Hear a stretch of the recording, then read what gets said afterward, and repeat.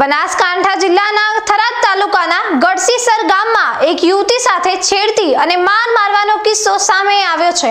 આ ઘટનાનો એક વિડિયો પણ વાયરલ થયો છે, જેમાં યુવક યુવતીને નિર્દયતાથી માર મારતો જોવા મળે છે।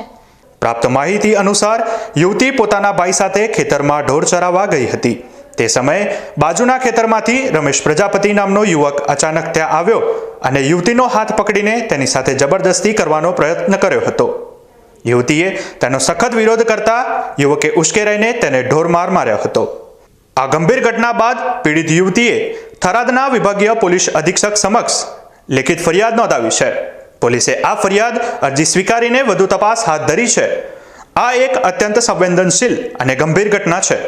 સમાજમાં આવી ઘટનાઓ ફરી ન બને તે માટે કડક પગલાં લેવા જરૂરી છે। અમારી ટીવી બુલેટિન આશા રાખે છે કે આ પીડિત દીકરીને જલ્દીથી જલ્દી ન્યાય મળે અને આરોપી સામે કાયદાકીય કાર્યવાહી થાય, તેને કડકમાં કડક સજા થાય।